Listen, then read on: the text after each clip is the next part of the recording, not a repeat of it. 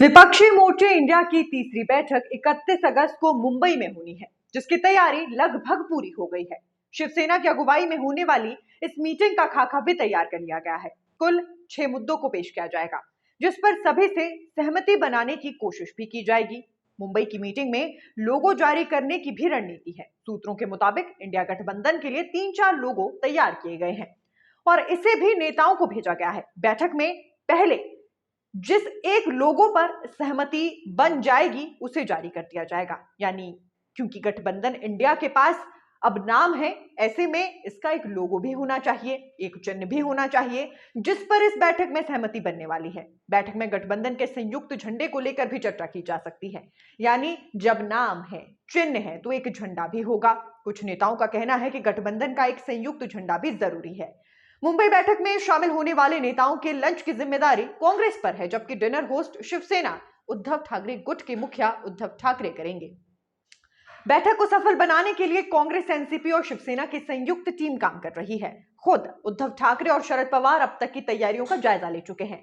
Meeting से एक दिन पहले पवार उद्धव एक और बैठक भी करेंगे। चलिए अब जानते हैं कि ये जो बैठक होने वाली है, इसमें गठबंधन क्या कुछ डिस्कस कर सकता है। क्या वो 6 पॉइंट्स हैं? तो सबसे पहले सीट बंटवारे का फॉर्मूला तय किया जा सकता है। विपक्षी मोर्चे की सबसे बड़ी चुनौती सीट बंटवारे की है। पंजाब, दिल्ली, यूपी और बंगाल जैसे राज्यों में सीट शेयरिंग का फॉर्मूला अब तक तय नहीं हुआ है। कहा जा रहा है कि कुछ हद तक मुंबई की मीटिंग में सीट शेयरिंग का फॉर्मूला फाइनल कर दिया जाएगा। यानी अब तक जो विपक्ष की सबसे बड़ी चुनौती माना जा रहा था, यानी किस आधार पर सीट शेयरिंग की जाएगी।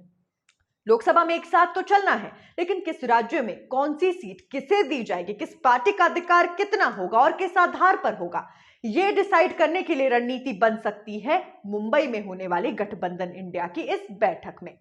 इसके साथ साथ बेंगलुरु की बैठक में ही आपने सीट बंटवारे का मुद्दा उठाया था, लेकिन मुंबई की मीटिंग तक के लिए इसे टाल दिया गया था। हाल ही में नीतीश कुमार ने मुंबई की बैठक में सीट बंटवारे का मसला सुलझाने की बात कही थी। नीतीश कुमार विपक्षी मोर्चे के फिलहाल अगुवा हैं। सीट बंटवारे को लेकर छोटे दलों की डिमांड ज्यादा है। क्षेत्रीय पार्टियों का कहना है कि जिन राज्यों में कांग्रेस का बीजेपी से सीधा मुकाबला नहीं है, भाई की भूमिका में रहे। इसके साथ साथ गठबंधन इंडिया में सीट बंटवारे को लेकर 3 फॉर्मूला अब तक सामने आया है। सिटिंग सीट पर अभी जिसके सांसद है वो सीट उसी पार्टी को मिलेगी। 2014 और 2019 में दूसरे नंबर पर रहने वाले दलों को उस सीट पर तरजीह मिल सकती है। जहां कांग्रेस काफी कमजोर है, उन राज्यों में सीट बंटवारे का फॉर्मूला क्षेत्रीय दल तय करेगा। पंजाब, दिल्ली में 50-50 का फॉर्मूला लागू हो सकता है और यही वो 2 राज्य हैं जहां सबसे ज्यादा तल्खियां देखने को मिल रही है कांग्रेस और आम आदमी पार्टी में। इसके साथ साथ असम, तेलंगाना, कर्नाटक समेत 9 राज्यों में ड्राइविंग सीट कांग्रेस के पास रहेगी। यानी यहां सीट बंटवारे का फैसला कांग्रेस को ही करना है। इसके साथ साथ जो बड़ा मुद्दा डिस्कस होना है वो है कोऑर्डिनेशन कमेटी के सदस्यों का नाम फाइनल होना। गठबंधन को सुचारू रूप से चलाने के लिए 11 सदस्यों की कोऑर्डिनेशन कमेटी बनाने का प्रस्ताव है।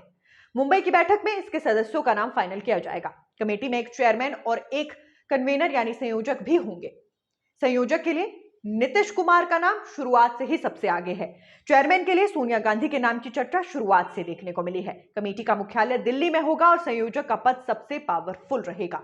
संयोजक ही गठबंधन के सारे विवाद सुलझाएगा। 2-3 सब कमेटी बनाने की बात कही जा रही है, जो मैनिफेस्टो और धरना प्रदर्शन आयोजित करने का काम करेगी। मुंबई की मीटिंग में इसके सदस्यों के नाम भी फाइनल होने की एक चर्चा है। मैनिफेस्टो कमेटी में विपक्षी पार्टियों के राज्यसभा सांसदों को तरजीह मिल सकती है। तीसरी बड़ी बात जो इस बैठक में डिस्कस होगी वो है कि 2024 के मैनिफेस्टो पर चर्चा हो सकती है। यानी मैनिफेस्टो क्या रहेगा, उसमें क्या कुछ ऐड किया जाएगा, इस पर चर्चा हो सकती है।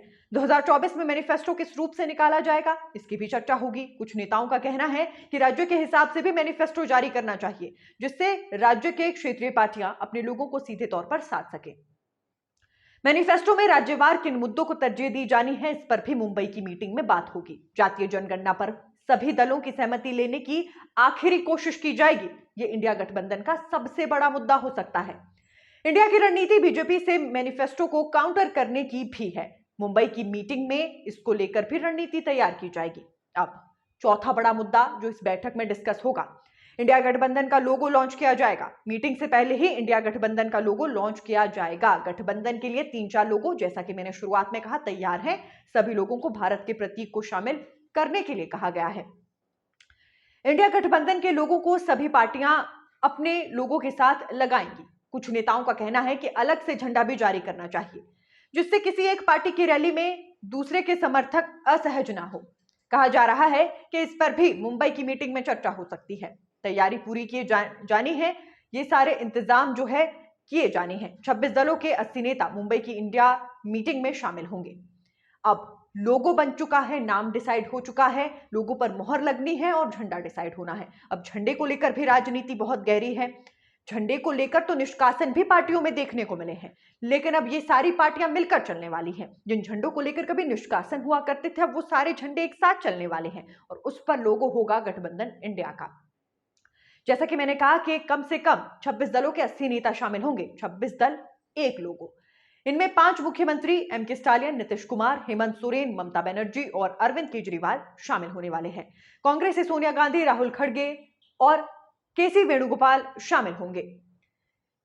इन 80 नेताओं के लिए मुंबई में हयात होटल में 170 कमरे बुक किए गए हैं। एयरपोर्ट पर सभी नेताओं का स्वागत एनसीपी कांग्रेस करेगी, जबकि होटल में शिवसैनिक मोर्चा संभालेंगे। विपक्षी नेताओं का स्वागत तुहरी और नासिक ढोल के जरिए किया जाएगा। होटल हयात में ही मीटिंग का भी आयोजन किया जाएगा और यहीं पर प्रेस कॉन्फ्रेंस भी सभी नेता करेंगे। खाने में महाराष्ट्र के प्रसिद्ध व्यंजन वड़ा पाव, पूरन पोली, इस तरीके की सभी चीजें शामिल की जाएंगी।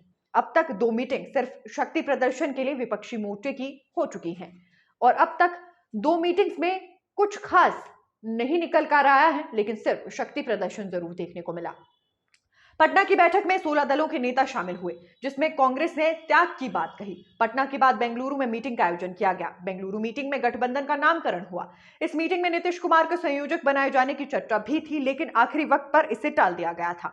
इसके बाद लालू यादव और नीतीश कुमार की नाराजगी भी खबर बनकर सामने आई थी। बेंगलुरु की बैठक में कुल 26 दल शामिल हुए। मीटिंग में लालू यादव ने ममता बनर्जी के खिलाफ लगातार बयानबाजी की। अधीर रंजन चौधरी का मुद्दा उठाया। लालू ने कांग्रेस हाईकमान से कहा कि इसे तुरंत रोकिए। इस मीटिंग में एक दूसरे पर बयानबाजी नहीं करने को लेकर सहमति बनी थी। यानी शुरुआत बहुत पहले हो चुकी है, अब उस शुरुआत को आगे बढ़ाने की बारी है। कुल मिलाकर कोशिशें शुरुआत से की जा रही हैं कि सब मिलकर चलेंगे। 26 दल मिलकर एनडीए को हराएंगे, लेकिन अभी तक जिस तरीके से ना तो संयोजक के नाम पर सहमति बन पाई, ना ही चेयरमैन का नाम डिसाइड हो सका, तो ऐसे में कहीं ना कहीं अभी भी एक संदेह बरकरार है कि क्या होने वाली बैठक में जिस तरीके से लोगों को महत्वपूर्ण माना जा रहा है, यानी एक चिन्ह को महत्वपूर्ण माना जा रहा है, क्या चिन्ह डिसाइड हो पाएगा और क्या झंडा डिसाइड हो पाएगा? क्या झंडे को जिस तरीके से यूज करना है वो डिसाइड हो पाएगा? किस तरीके से इस्तेमाल होगा ये झंडा, इसे लेकर भी संशय है। इसके साथ साथ क्या ये 26 दल ये डिसाइड कर पाएंगे कि आखिर संयोजक कौन होने वाला है? हालांकि चर्चा नीतीश कुमार के नाम की है, लेकिन क्या सभी मोहर लगाएंगे? इसके साथ साथ क्या अंत में यह डिसाइड हो पाएगा कि किसे कहां पर कौन सी सीट मिलने वाली है, किस पार्टी का कितना शेयर होने वाला है? क्योंकि सबसे बड़ी चुनौतियां तो यहीं से शुरू होती है। इन्हीं तमाम चुनौतियों के जवाब लेकर नेशन स्पीक्स हाजिर होता रहेगा। नेशन स्पीक्स के यूट्यूब चैनल को लाइक, सब्सक्राइब और शेयर करना ना भूलें।